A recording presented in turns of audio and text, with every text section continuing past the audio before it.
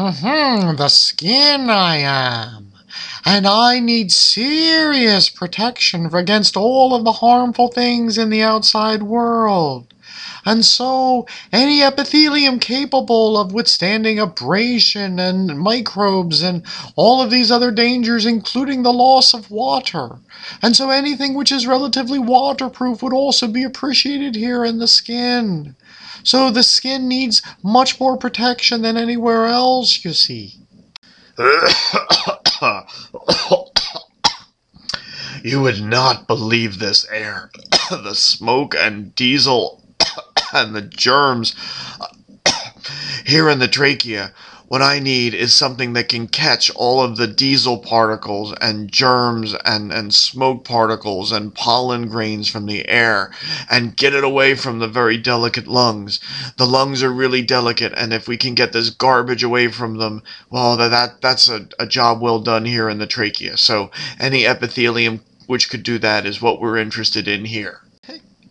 This is the bladder here, and we're at an anatomy and physiology party, and and I just keep taking these drinks, and someone else brought me a drink, and here in the bladder, well, we sometimes get full, and so I need an epithelium which can handle me going from being empty to at this party, well, getting more full. And so if you have an epithelium which can handle that, that would be greatly appreciated at the bladder.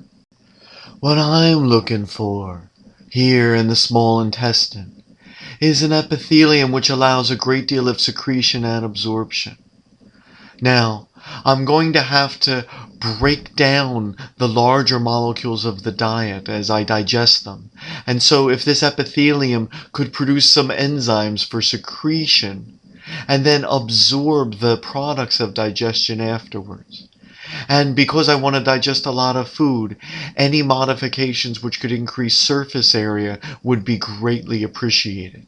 So I'm looking for an epithelium with a great surface area which can produce enzymes and perform a great deal of secretion and absorption.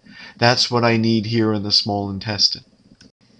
Here in the oviduct, we need a current which will carry the secondary oocyte towards the uterus and, if fertilization has occurred, the early embryo towards the uterus where it can implant and begin pregnancy.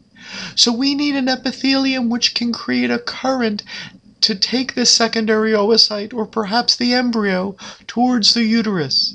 That's what we need here in the oviduct. Right. I am the lungs, and through me oxygen goes from air sacs into blood vessels, and carbon dioxide passes from blood vessels into the air sacs. So because of all of this movement of gases, I'm looking for a tissue which allows things to pass very easily, allows a great deal of diffusion, you see, because of all of this gas movement which is required here in the lungs.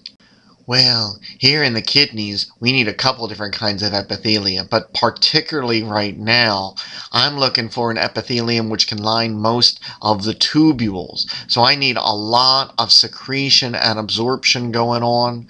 I'm going to need an epithelium which can take all the good stuff that's in the lumen of the tubule and then reabsorb it back into the bloodstream. Oh, and if some of the cells can respond to hormones involved in fluid retention and maintaining a water balance, that would be good too. So I'm looking for an epithelium that allows a lot of secretion and absorption. That's what I need here in the kidney. What I need here in the esophagus is I need some degree of protection. Because you eat things which are abrasive, like granola or things that have fiber. And as these abrasive foods pass through the lumen of the esophagus, they can take cells away from the lining. And so I need something which has more of a protective function to protect against all of this friction and these abrasive foods. That's what I need here in the esophagus.